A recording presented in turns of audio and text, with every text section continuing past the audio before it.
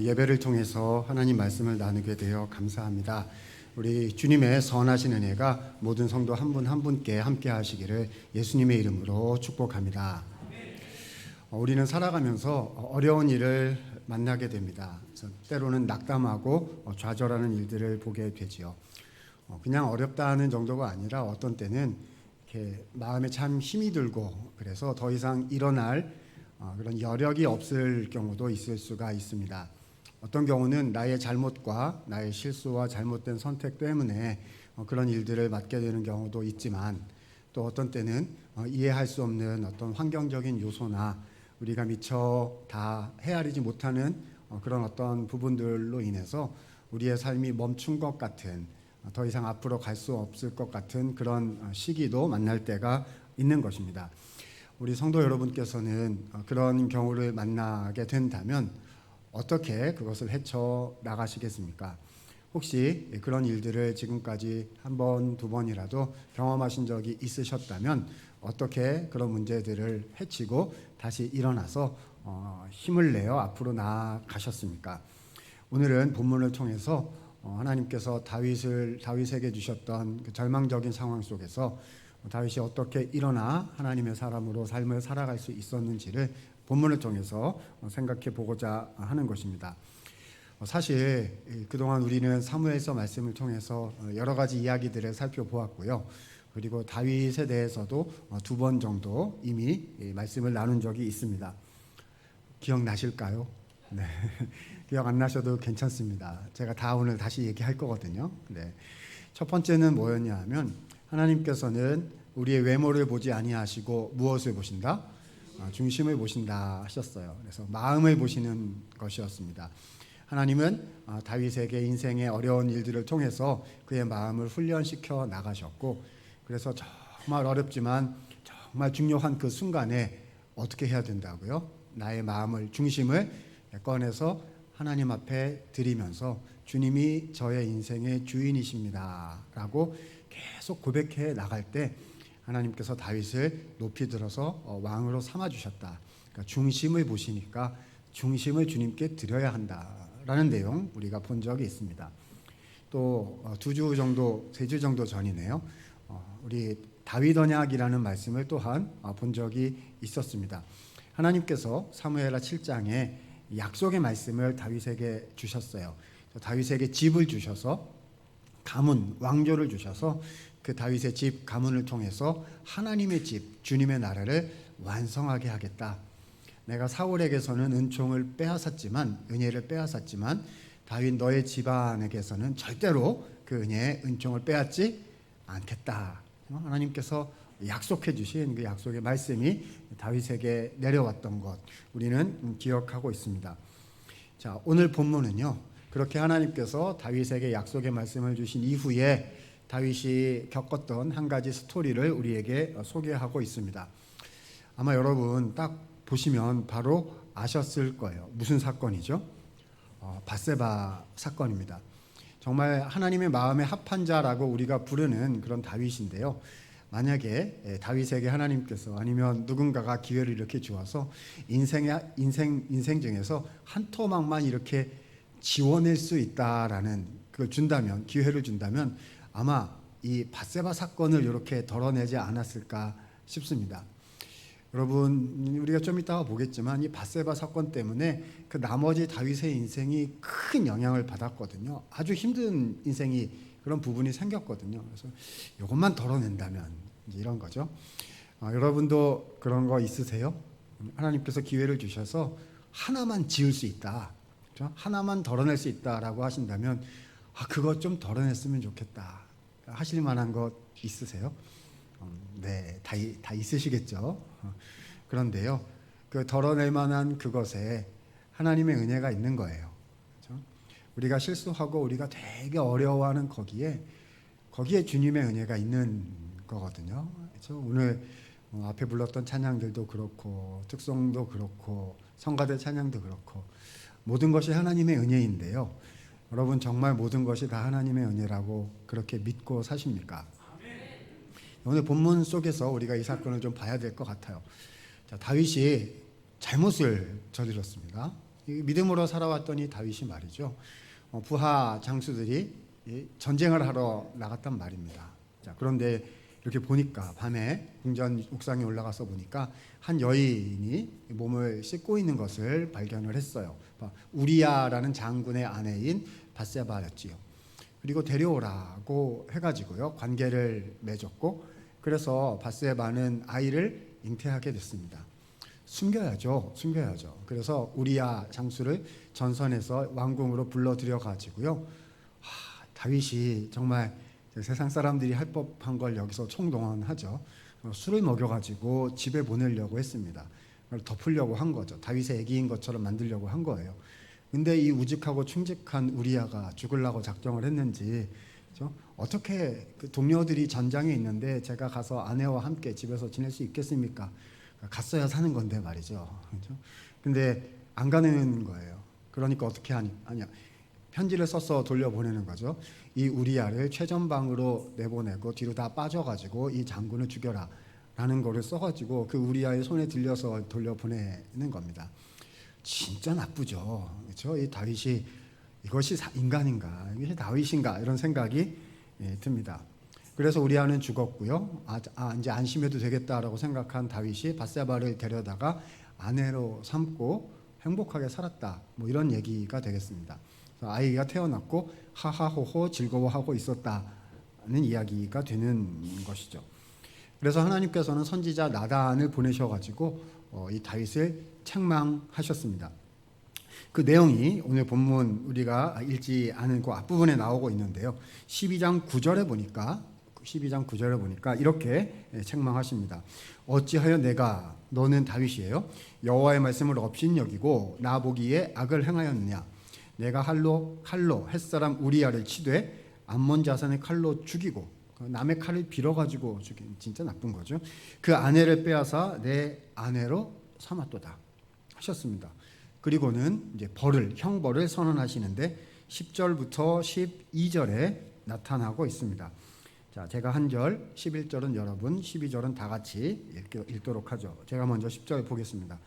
이제 내가 나를 업신여기고 햇사람 우리야의 아내를 빼앗아 내 아내로 삼았은즉 칼이 내 집에서 영원토록 떠나지 아니하리라 하셨고.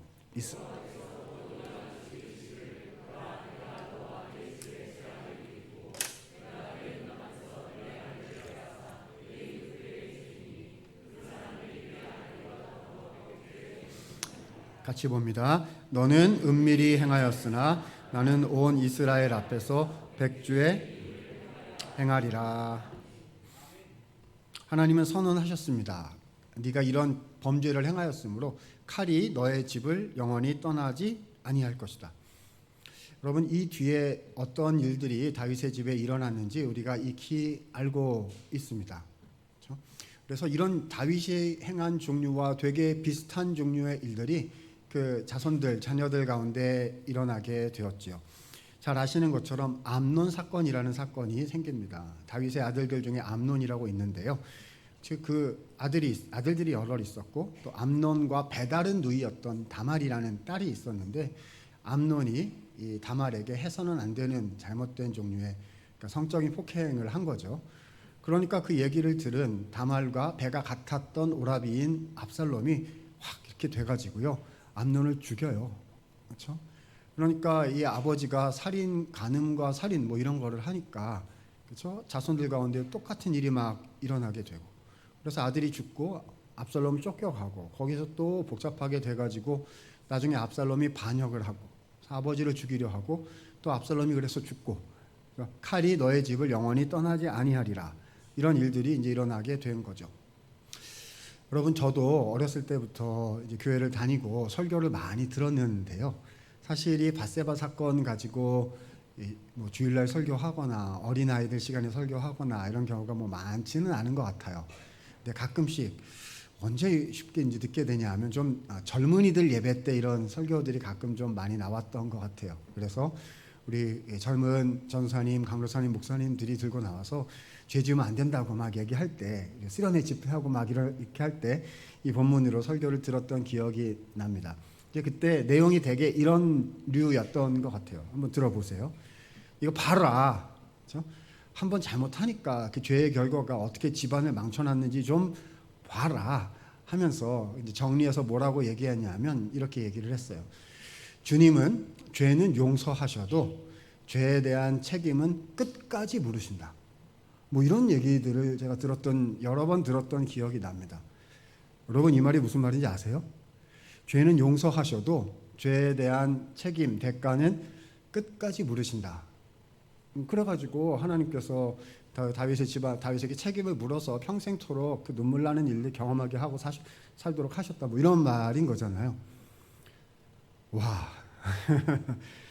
네, 저 젊은이들은 아멘. 저는 다윗처럼 안 할 거니까요. 괜찮아요. 뭐 이럴 수도 있는데요. 저 인생을 조금 더 사신 우리 장년들께서는 하나님이 저렇게 진짜 나에게 행하시면 어쩌나 하는 생각을 안 하시죠? 그렇죠. 여러분, 그때 들었던 설교를 제가 제목을 붙이면 이렇게 제목을 붙일 수 있을 것 같아요. 뒤끝 장렬 하나님. 그잖아요. 여러분, 내가 누구한테 잘못했는데 그 사람한테 잘못했어요 막 이랬더니 용서해 줄게 그래 놓고 끝까지 뒤로 치는 거예요. 그럼 용서해 준 거예요? 용서 안 해준 거예요? 용서 안 해준 거죠. 거짓말이잖아요. 아닌가요? 그럼 우리는 이 사건을 어떻게 받아들여야 되는 거죠? 주님은 왜 암논 사건, 압살롬 사건 이런 거를, 이게 조금 있다 우리 본문에도 읽었지만 다윗과 바세바 사이에서 낳은 아기가 죽거든요. 그렇죠? 도대체 이건 뭡니까? 그러니까 이 사건 자체는요, 이렇게 언뜻 쉽게 생각해서는 하나도 잘 이해가 안 되는 종류의 어려운 스토리만 같습니다. 여러분, 저는 우리 하나님은 뒤끝 장렬 하나님이 아니시라고 믿습니다. 그렇죠? 그럼 오늘 본문은 도대체 우리한테 뭘 말씀하고 있는 걸까요? 여러분, 차근차근 좀 생각을 해볼 건데요. 한번 저를 따라서 생각하시면서 따라와 주셨으면 좋겠어요. 사실 오늘 스토리를 쭉 이렇게 살펴보면은요, 이해가 잘 되지 않는 지점이 몇 군데가 있습니다. 자, 첫 번째로 우리가 잘 이해가 되지 않는 거는요, 하나님께서 다윗을 용서해 주셨다는 부분이 잘 이해가 안 돼요. 그렇죠? 우리는 다윗이 워낙 좋으니까 그냥 다윗은 뭘 해도 그냥 무조건 용서해 줄 것 같은데, 아니 그렇게 성경 생각하고 성경 읽으면 안 된단 말이죠. 그렇죠? 하나님은 다윗을 왕위에서 폐위시키는 것이 마땅하셨고요. 그리고 다윗을 일단 죽이고 또 누구도 죽여야죠. 여러분, 그 배우자가 있는 사람들 간의 간음 사건은 구약 성경 율법에서는 돌로 쳐서 죽이는 거예요.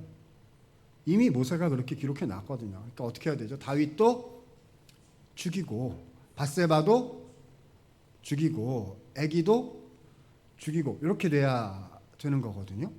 근데 하나님은 어떻게 하셨느냐? 용서하시고 다윗이 왕위를 그대로 계속 이어가도록 하셨고, 그 다음에 다윗과 바세바 사이에서 태어난 아기는 맨 나중에 우리가 읽었지만 여디디아라는 이름을 붙여주시고 그 아기가 누가 되냐 하면 솔로몬 왕이 된단 말입니다. 그렇죠? 이게 하나도 이해가 안 되는 사건이거든요. 특별히 제가 사무엘서를 시작할 때 맨 처음에 보았던 한나 사건 혹시 기억하세요? 한나 얘기. 그래서 사무엘서 전체를 이해하는 틀을 제공하는 해석의 렌즈거든요. 그래서 한나 사건을 가지고 다 사무엘, 그다음에 이스라엘의 왕들을 다 이해하는 기준이 되는 잣대거든요. 거기 뭐라고 되어 있느냐? 자, 사무엘상 2장 3절 10절 우리가 옛날에 다 봤던 것들이에요. 3절 보면 교만한 말을 다시 하지 말 것이며 오만한 말을 너희 입에서 내지 말지어다. 여호와는 지식의 하나님이시라. 무엇을 달아보신다? 행동을 달아보신다. 10절에 보시면요, 자, 그래서 여호와를 대적하는 자는 산산이 깨어질 것이라. 그러나 중간에 보니까 자기 왕에게 힘을 주시며 자기의 기름 부음 받은 자의 뿔을 높이시리로다 하셨습니다.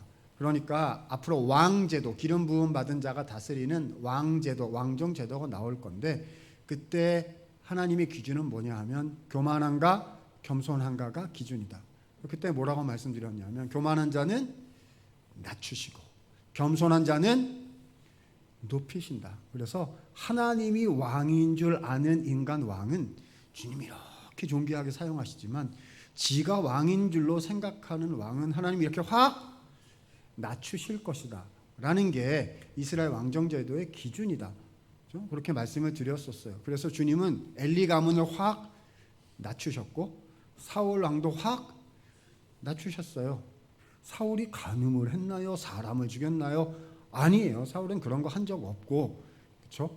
그냥 제사장이 제사를 드려야 되는데 마음이 급해서 자기가 제사를 드렸고 아말렉 족속 다 죽이라고 그랬는데 조금 살리고 뭐 이런 걸 했어요. 그랬더니 네가 교만하구나. 그리고 하나님이 확 왕위를 뺏어버렸거든요. 그렇죠? 근데 오늘 본문에 다윗은 말입니다. 야, 이게 웬일입니까? 간음했죠. 사람을 죽였죠. 데리고 나가지고 떳떳하게 살고 이게 백성들한테 무슨 메시지가 도대체 되겠습니까? 그렇죠? 이렇게 했는데도 하나님이 그냥 다윗이 계속 왕 노릇하게 냅두셨다는 겁니다. 어떻게 해야 맞는 거라고요? 죽이고 이게 맞는 거라고요. 이해가 안 되죠. 그렇죠? 자, 두 번째, 다윗이 하나님께 반응했던 이 반응도 잘 이해가 저는 안 됩니다. 자, 12장 14절 오늘 우리가 읽은 본문인데요. 여기 보니까 선지자가 뭐라고 얘기했냐면 여호와의 원수가 크게 비방할 거리를 얻게 하셨으니 다윗 당신이 밧세바와의 사이에서 낳은 아기가 반드시 죽으리이다. 그죠? 여러분이 다윗이면 어떻게 하시겠어요? 저 같으면 일단 이럴 거예요. 이런 치사한 것이 어디 있습니까? 차라리 우리 셋을 다 죽이세요. 어떻게 살으라고요? 못 살지 않겠습니까? 이렇게 되면. 그렇죠? 근데 주님은 다윗은 갑자기 이제 금식 기도를 시작을 하면 이제 기간이 되면 아기가 죽을 거거든요. 그래서 막 금식을 했어요. 근데 본문에 다 나옵니다. 근데 일주일이 지나서 아이가 죽었습니다. 신하들은 이게 두려워가지고 말도 못하고 근데 웅성웅성 거리는 거 보고 눈치를 채고 이제 다시 앓은 거죠. 그랬더니 죽었느냐? 죽었습니다. 그랬더니 일어나가지고요 정신을 차리고 밥을 먹고 정물을 보기를 시작했다. 이렇게 되어 있습니다. 미친 거 아닙니까? 이 아버지? 그죠? 제가 이 아버지라면 어떻게 했냐면 일주일 금식한 건 충분히 이해가 돼요. 왜냐하면 이제 자기하고 밧세바 살려준다니까 혹시 아기도 덤으로 이렇게 해가지고 이제 목숨 걸고 기도로 들어가는 거죠. 거기까지는 이해가 되죠. 누구나 우리도 그렇게 할 거예요. 근데 애가 죽었어요. 그러면 저 같으면 어떻게 할 거냐면요. 하나님 이런 게 어디 있습니까? 그리고 저는 30년간 주님을 당분간 보지 않을 예정입니다. 그러니까 딴 데로 가도록 하겠습니다. 그래서 잠수를 타는 거죠. 왜냐하면 보기 싫어요. 아무것도 생각하고 싶지 않아질 거거든요. 무슨 왕 노릇이 뭡니까? 그렇죠? 왕 딴 사람이 하라 그러고 어디로 들어가 버리든지 저 같으면 그렇게 했을 거거든요. 근데 일어나가지고 일을 봅니다. 무슨 이런 애비가 세상에 다 돼요? 아프지 않은 것이었을까요? 아니, 아팠을 건데. 왜냐면 자기가 잘못해서 한 집안을 홀라당 다 망쳐놓았고 아이까지 그렇게 된 거 아닙니까? 그러면 이 신앙이 있었던 다윗이 가슴을 치는 일이었을 텐데 도대체 왜 일어나서 업무를 받냐는 겁니다. 그렇죠? 그러니까 하나도 이해가 안 되는 사건들이 여기 다 들어있는 것이거든요. 그래서 우리는 본문을 조금 더 생각해 보면서 이 다윗과 하나님 사이에, 하나님과 다윗 사이에 지금 뭐가 왔다 갔다 하고 있었는지를 여기서 발견해내야 한다는 것입니다. 그럴 때 우리의 삶이 다 은혜였다. 우리의 삶은 다 은혜입니다. 라는 말이 무슨 말인지, 우리가 왜 여기서 다시 일어나야 하는지를 알게 될 수 있다는 것이지요. 자, 여러분 다시 한번 살펴보면은요, 다윗이 그동안 하나님과 어떤 관계를 맺어왔었는지를 우리는 기억해야 합니다. 이미 다 말씀드렸어요. 언제 처음 부르심 받았죠? 그렇죠? 사무엘이 찾아와서 기름 부으시면서 그때 주어졌던 말씀이 뭐라고요? 하나님은 무엇을 보신다? 충심을 보신다. 그래서 그때 이미 말씀드렸던 것처럼요, 중요한 순간순간마다 다윗은 세상의 가치나 평가나 계산하는 방법에 따라서 결정을 내리지 않았고 주님이 하십니다. 주님이 왕이십니다. 주님이 이끄십니다. 주님이 이루십니다. 그리고 하나님의 것을 선택을 했고 하나님의 길을 따라가려고 했어요. 실수가 있었죠. 아팠고 눈물이 났고 절망스러웠어요. 그런데 그럴 때마다 하나님을 이렇게 선택하려는 작고 큰 일들이 그동안에 있었단 말입니다. 중심이 훈련되어져 왔던 거죠. 그러다가 이미 말씀드린 것처럼 지난번 우리가 보았던 사무엘하 7장에 약속의 말씀이 주어졌어요. 자, 조금 더 들여다보도록 하겠습니다. 사무엘하 7장 12절 한번 볼까요? 자, 같이 한번 읽도록 하십니다. 12절 시작. 내 수완이 차서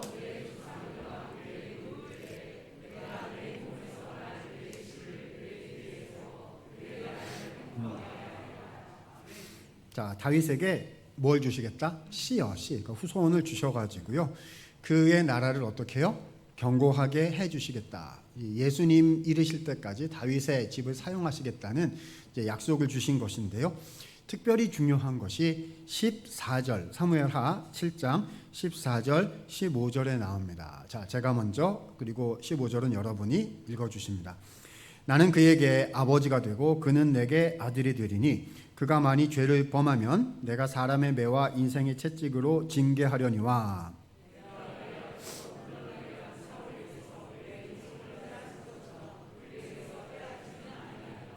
아멘. 여기 보시면요 이렇게 되어 있어요. 다윗과 다윗의 후손에게 하나님은 아버지가 되어 주실 거고 다윗과 다윗의 후손은 하나님께는 아들이 되는 거다. 자, 그런데 인간이니까 죄를 범하고 실수하고 넘어질 때가 있단 말입니다. 자, 그러면 버리실까요? 안 버리실까요? 안 버리세요. 여기 보면 뭐라고 되어 있냐면 그가 만일 죄를 범하면 내가 자, 뭘로요? 사람의 매와 인생의 채찍으로 뭘 하신다? 우리는 징계라는 말 나오면 일단 너무 싫기 때문에 하나님 징계는 빼요. 그건 안 돼. 그건 안 되지 이렇게 생각을 하는데요. 이 징계를 어떤 말로 바꾸냐면 훈련, 양육 이렇게 생각하시면 돼요. 이게 되게 좋은 말인 거예요. 이게 왜 되게 좋은 말인 거냐 하면 15절에 나오는 얘기랑 대조가 되거든요. 15절에 보면 자, 사울에게서는 내 은총을 빼앗았지만 너와 너의 후손에게서는 내 은총을 빼앗지 않을 것이다. 그러니까 옵션은 두 개인 거예요. 버리거나 버리지 않거나. 그죠? 근데 사울은 버렸어요. 좀 잘못하니까 버렸어. 이게 한나의 노래 때문인 거거든요. 교만하면 낮추신다는 거거든요. 근데 하나님은요, 다윗은 사울보다 더 특별히 생각하셔서 특별한 은혜를 주시기로 지금 약속하고 계신 거거든요. 그 특별한 은혜가 뭐죠? 잘못해도 버리지 않겠다는 거예요. 그러면 안 버리면 어떻게 하죠? 잘못하는 대로 그냥 그대로 놔둬야 될까요? 여러분, 우리 자녀들이 좀 잘못하는 게 있고 실수가 있으면 그렇지, 너는 계속 범죄하도록 하여라 이렇게 놔두실 거예요? 아니면 울고 기도하고 껴안고 뭐 이렇게 얘기하고 이렇게 하시겠어요? 그렇죠? 하나님은 어떻게 하신다?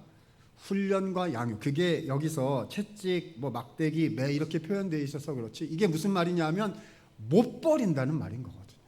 그래서 주님이 사랑하시고 주님이 훈계하시고 주님이 양육하시고 그래서 돌이키게 하시고 다시 세우셔가지고 반드시 사용하시고야 말겠다. 그것을 위해서 내 입장에서는 되게 아픈데, 그렇죠? 내 입장에서는 이게 견딜 수 없는 상처와 덧나는 것으로 남을 수 있는데도 주님은 빚으시기로 하신다 라고 되어 있는 거거든요. 다시 정리하면 버리지 아니하시고 반드시 이루십니다. 그것을 위해서 하나님은 주님의 비밀하시고 은밀하신 계획을 통하여 여러 가지를 진행하신다라는 그런 말씀인 것이지요. 자, 여러분, 이 약속을 다윗이 받았단 말입니다. 그렇죠? 자, 정리하면요. 사울은 뭐 가지고 하나님이 평가하셨다고요? 교만하면 낮춰서 버린다. 그림에서 뺀다. 하나님의 계획에서 뺀다. 이게 원래 원칙이에요. 이게 맞는 거죠. 주님은 의로우시고 거룩하시니까 죄 범하면 떨궈내야 되잖아요. 근데 주님은 다윗에게 이제 예수 그리스도의 은혜가 여기 이제 확 들어오는 것이죠. 다윗의 가문을 통해서 오신 예수님의 복음이 여기에 확 들어오는 것인데요. 잘못해도 버리지 않겠다. 오히려 어떻게 해요? 빚어서 다시 세워서 쓰시겠다라는 약속이 여기 주어지게 되는 겁니다. 질문드립니다. 자, 오늘은 생각하면서 따라오셔야 된다고 했어요. 자, 그러면요, 요 다음부터 다윗과 다윗의 후손이요, 잘못하는 일이 있을까요? 없을까요? 있겠죠. 사람이니까. 그렇다면 어떤 잣대가 적용이 되는 걸까요? 한나의 노래에 나왔던 교만하면 낮추어서 그림에서 뺀다 인 걸까요? 아니면 버리지 아니하시겠다라는 것일까요? 좀 더 자세히 보자면요, 하나님 입장에서는 어떤 기준을 가지고 오실까요? 뒤집어서 얘기하자면 다윗 입장에서는 어떤 기준으로 주님 앞에 가야 하는 것일까요? 안 버리신다고 했으니까 배째라, 이렇게 나가기, 배째라로 가기. 안 버린다고 그랬거든요. 와봐야 징계와 양육 정도니까, 그렇죠? 이렇게 뜻 내 맘대로 좀 하고, 그 다음에 하나님이 막 이렇게 심판하려고 그러면 있잖아요. 그러죠. 따단 주님의 약속 뭐 이렇게 해가지고 배째라식으로 나가는, 그렇죠? 그런 걸까요? 자, 오늘 본문을 그래서 돌아와서 다시 보시면은요, 자, 12절 말씀에 보니까 이렇게 기록, 아까 읽었어요. 12절에 보니까 칼이 내 집을 떠나지 아니하리라 라고 말씀을 하셨습니다. 벌을 내리신 것이지요. 그런데 폐위시키겠다라는 얘기는 안 나와요. 다윗이 이 말씀을 들었을 때 무엇라고 그 말씀을 이해를 했을까요? 자, 12장 13절, 사무엘하 12장 13절입니다. 자, 읽습니다. 같이 읽습니다. 시작. 다윗이 나단에게 이르되,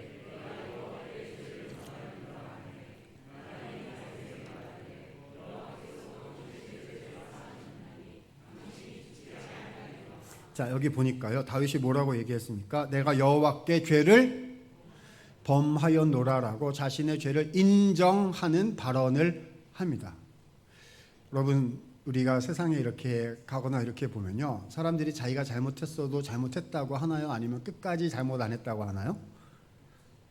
잘 모르세요?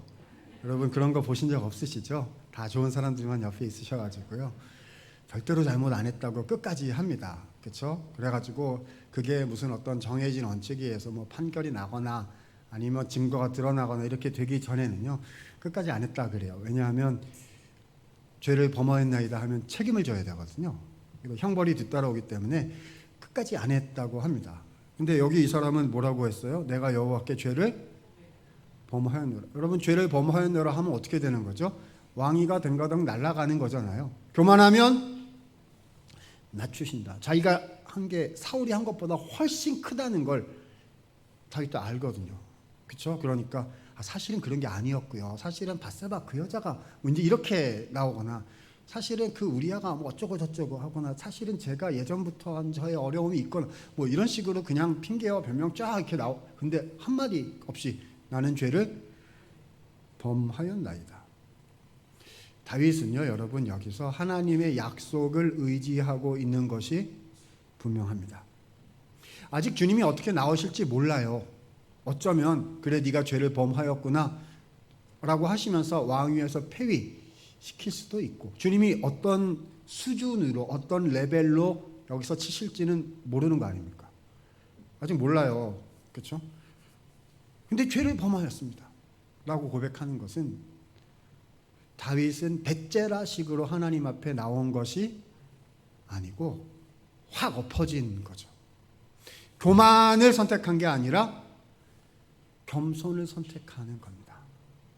주님이 버리시면 버림을 당하겠나이다. 저는 그런 연약과 죄를 범하였습니다. 그러나 제가 아는 것 하나 더 있으니, 주님은 저에게 약속을 베푸신 하나님이십니다. 결코 버리지 않겠다고 말씀하시고, 주시는 것은 징계와 양육이라 하셨으니 주께서 다시 회복시켜 주실 줄을 믿고 저는 주님 앞에 죄를 인정합니다. 이것이 다윗의 고백이었던 거죠.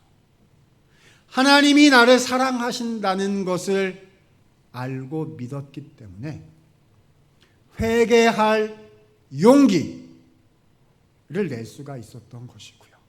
자신의 인생을 하나님 앞에 다시 맡기면서 다시 시작할 수 있는 전환점을 만드는 선택을 할 용기를 낼 수가 있었던 것이죠. 하나님의 반응은 무엇이었겠습니까? 이미 읽은 13절 하반절에 보면 뭐라고 말씀하셨죠? 여호와께서 당신의 죄를 사하셨습니다. 하나님은 용서하셨다는 선포를 해 주십니다. 그리고 나서 나오는 말씀이 14절, 아까 이야기했던 그 말씀이에요. 당신이 낳은 아이가 반드시 죽으리이다. 여러분, 이게 어마어마한 시련의 이야기인 건데요, 다윗 입장에서. 그러나 동시에 뒤집어서 얘기하면 이게 무슨 뜻인 거죠? 다윗 자신이 죽어야 하고 밧세바가 죽어야 하고 이 아이뿐 아니라 이미 낳은 다윗의 아내를 여러 자녀들이 있었거든요. 싹 다 죽어야 되는 것이거든요. 그런데 주님은 모든 것을 그대로 두시고 아이만 데려가시겠다고 하셨어요. 무엇이죠? 주님이 우리를 새롭게 하시기 위해서, 너무 아픈 일이나 새롭게 하시기 위해서 주님의 비밀한 은혜를 지금 행하고 계시는 것이구나 라는 것을 다윗은 여기서 볼 수가 있었던 거죠. 그러니까 일주일이 지나서 결국 결과가 그렇게 되었을 때, 그렇죠? 저는 처음에 이렇게 보고 이거 미친 것이 아닌가, 이제 무슨 아버지가 이런 아버지가 있는가, 미칠 것 같았을 거예요. 저 같으면 이렇게 손 놓고 싶었을 겁니다. 그런데 일어났단 말입니다. 왜 일어난 거죠? 하나님이 뒤에 계신 것을 아는 거예요. 그죠? 주님이 우리 가족한테, 남은 우리 가족한테 새 기회를 지금 주시는 거구나 라는 그게 이렇게 보인 거죠, 다윗의 눈에요. 한번 울면서 일어난 것입니다. 왜냐하면 남은 아내가 있고 남은 가족들이 있고, 그렇죠? 주님의 약속이 있어요.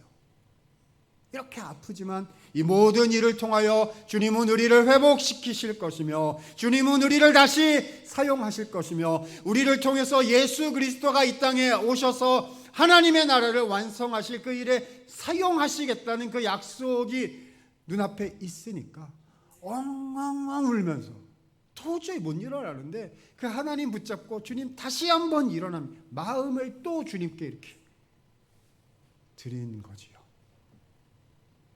다윗은 그 이후에 여러 일들을 보면서 살았고, 그렇죠? 이 자신이 잘못돼서 나온 이 삶의 흔적들이 자신의 가족과 가문에 영향을 계속 미치는 것을 일평생 보고 살았어야 했어요. 그러나 반대로 생각했을 때 하나님은 그 다윗의 나머지 인생을 얼마나 존귀하고 얼마나 영광스럽게 사용하셨는지 모릅니다. 역대기 같은 본문을 읽어보면요, 다윗이 솔로몬을 통해서 지으실 하나님의 성전을 미리 준비하고 설계도를 만들고 나라를 정비하고 함께 주님 앞에 헌물을 드리면서 하나님의 나라를 영광스럽게 준비해 나갔던 그의 위대한 남은 인생을 우리는 또한 볼 수가 있게 되는 것이지요. 그래서 주님은요, 그 데려가셨던 그 아기의 어머니였던, 이게 잘못된 거였잖아요. 처음에 이제 밧세바죠. 그런데 다윗과 밧세바 사이에서 태어난 아기인, 그 다음에 태어난 아기인 누구죠? 솔로몬을 나단 선지자를 보내가지고 축복하셨죠. 여디디아다. 나단 선지자가 다시 왔을 때 제가 밧세바였으면요, 저 선지자 쫓아내라 이렇게 얘기했을 거예요. 왜냐하면 처음에 와가지고 첫 번째 아기가 죽는다 한 그놈이거든요, 저 선지자가. 그렇죠? 저것이 선지자냐, 쫓아내라 이랬을 거예요, 저는. 근데 그 선지자가 와가지고 뭐라고 얘기를 했습니까? 다음에 태어난 그 아기를 보고 여디디아, 하나님이 사랑하시는 아이입니다. 그리고 그 솔로몬을 통해서 성전을 짓게 하시고 예수 그리스도가 오시는 그 모든 일들을 이루게 하셨다는 거죠. 저는 오늘 설교의 제목을요, 그래서 이렇게 붙여보았습니다. 은혜의 이중주 선율이다. 자, 무슨 선율이요? 이중주요, 이중주. 여러분 이중주 보신 적 있으세요? 저 피아노하고 첼로 같이 나오면 이중주잖아요. 그죠? 근데 여러분 그 두 가지 악기가 악보가 달라요. 그죠? 피아노 악보는 여기 있고 첼로 악보는 따로 있어가지고 악기가 두 개가 서로 다른 거 연주하는 거잖아요. 그죠? 질문요. 자, 두 개의 음악 작품입니까? 아니면 그거는 합쳐서 하나의 음악 작품입니까? 두 개예요? 하나잖아요, 하나. 이중주는 하나예요. 한 마음으로 연주하는 하나의 작품이죠. 한나의 노래로 시작하였으나 다윗 언약을 통해서 주신 하나님의 약속이 우리에게 주어진 이후에 이중주가 되는 거거든요. 하나님은 무엇라 연주하시며 나는 무엇라 연주하는가? 하나님은요, 처음부터 끝까지 다윗에게 무엇로 연주하셨죠? 교만하면 쫓아낸다라고 다시는 연주하지 않으셨어요. 하나님은 뭐라고 하셨죠? 나는 너를 사랑하며 버리지 않는다. 너의 인생에 일어나는 모든 일은 내가 너를 다시 세우고 더 존귀하게 사용하기 위해서 베푸는 은혜다. 나의 인자한 사랑이다. 양육과 훈련이다. 라고 주님은 계속 은혜의 선율을 연주하셨어요. 그걸 본 다윗은 어떤 선율을 옆에서 맞장구 치면서 어떤 선율을 연주를 했을까요? 배째라. 난 모르겠어요. 이런 선율이었나요? 아닙니다. 무슨 선율이죠? 겸손의 선율. 마음을 꺼내서 주님이 하고 계시는 줄로 믿겠습니다. 믿음의 선율. 주님이 행하시고 계신 것은 가장 선하신 일이며 이해가 다 안 되어도 주님이 이것까지 다 그냥 없애주시면 안 되셨어요? 라고 말하고 싶었으나 그러나 주님이 하고 계신 것을 믿나이다.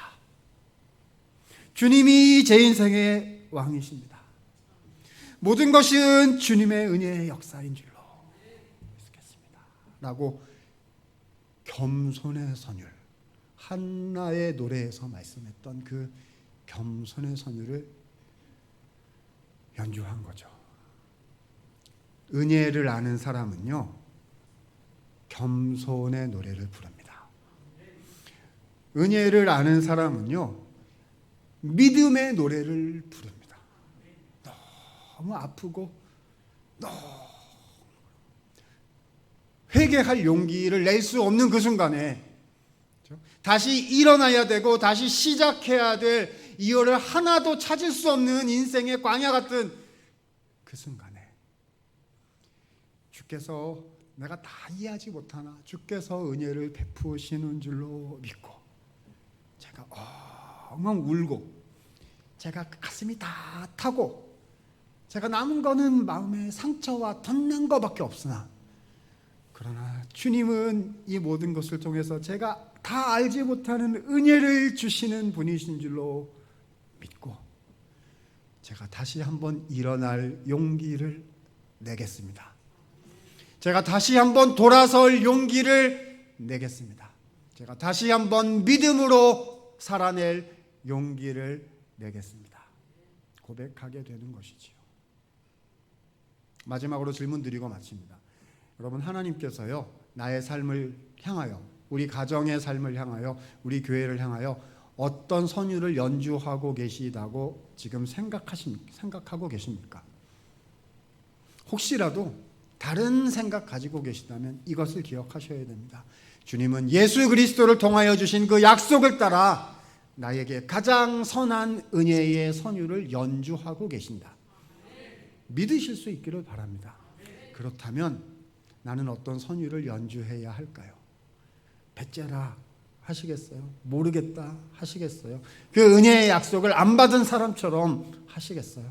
아닙니다. 다윗처럼 모든 것이 제 삶에 주신 이 모든 흔적들이 은혜입니다. 이것을 통해서 주님의 더 선하심이 언젠가 이루어질 것이고 이것을 통해서 주의 교회가 세워질 것이며 이 아픔을 붙잡고 제가 기도하고 다시 일어나 견디며 믿음으로 인내하며 살아내려고 할 때 제가 다 지금 이해하지 못하는 하나님의 일이 우리 가족을 통하여, 우리의 후손을 통하여, 우리의 교회를 통하여 영광스럽게 일어나게 될 줄로 믿습니다. 제가 그것을 선택하고 일어나겠습니다. 이것이 우리 모두의 고백이 될 때 다윗을 사용하신 하나님께서 우리 성도 한 분 한 분, 그리고 우리의 가정과 교회를 사용하실 줄로 믿습니다. 이 은혜가 여러분 모두에게 함께 하시기를 우리 예수님 이름으로 축원을 드립니다. 기도하겠습니다. 하나님, 부족한 자 감히 증거할 수 없는 귀하신 주의 말씀을 증거하였나이다. 다윗의 말씀을 들은 하나님, 우리 모든 성도 한 사람 한 사람에게 주께서 은혜를 허락하여 주셔서 다윗이 그 어려움 가운데서 주님께로 돌이키며 회개할 용기를 내며 다시 일어날 소망을 품을 이유를 하나님의 약속에서 찾았던 것처럼 우리도 하나님을 의지하고 겸손하게 믿음으로, 신뢰함으로, 하나님의 붙들므로, 마음을 들음으로 다시 일어나서 믿음의 선택을 하며 담대하게 은혜로 감사하기로 다시 살아내기로 결정하며 앞으로 나아갈 수 있도록 하늘의 은혜를 베풀어 주시옵소서. 하나님, 가정과 개인을 따라서 혹시 재정적이거나 건강이나 하나님 여러 가지 문제 가운데 있는 성도들이 있다면 하나님, 오늘 예배를 통하여 주께서 찾아와 주시옵시고 치료하여 주시옵시고 새 힘을 내게 하여 주시옵시고 기도의 제목에 응답하여 주시어서 믿음으로 이 세상 이번 한 주간도 승리하며 인내하며 살아갈 수 있도록 복에 복을 더하여 주시옵소서. 이제는 구주 예수 그리스도의 은혜와 하나님 아버지의 사랑과 성령의 교통 역사하심이 은혜를 베푸시는 하나님, 그 하나님을 기억하며 믿음의 선율, 겸손의 선율을 연주하며 하나님의 말씀으로 살아가기를 다시 한번 소원하고 다짐하는 주의 백성들 머리머리 위에 이제로부터 영원토록 함께 계실지어다. 아멘.